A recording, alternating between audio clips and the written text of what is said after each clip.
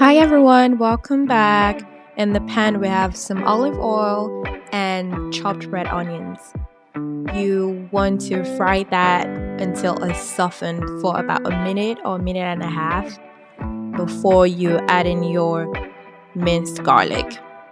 You mix that up together for about 30 to 45 seconds. So the garlic isn't burnt or browned, it's just aromatic with the onions. And then you add in your dried orzo. The Nigerian in me wanted to wash this, but it's pasta, so it should be dried. And you want to make sure that each grain of orzo is coated in the onions, oil, and garlic. And I added in water. If you have enough chicken broth, you start off with chicken broth. I didn't have enough, so I started with water. So you want to stir that until the water dries out or the broth dries out. In the entire process, you do not cover the pan or pot. And yeah, you keep adding more water or more broth, preferably more broth.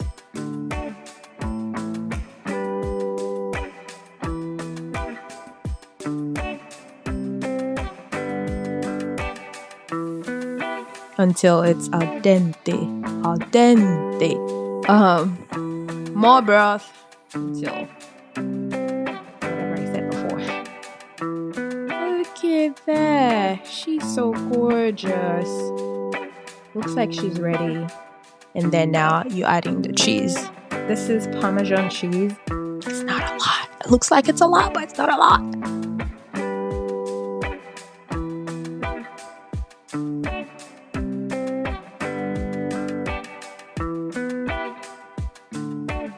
And we're done.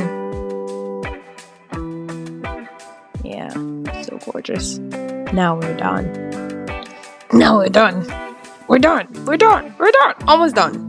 Now we're done. In the pan, they have some olive oil. Added into the pan is salmon steak that is salted with pepper, black pepper on each side of it. You fry that for about on low heat for about 3 to 5 minutes or 7. I didn't check the time, but make sure you check it. This mixture, the caption for the ingredients, to capture the ingredient list that is in the caption.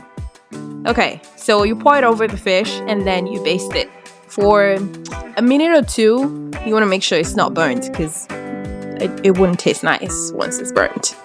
Now we're done. Here we have orzo and salmon steak. Thank you guys so much for sticking around. Bye bye.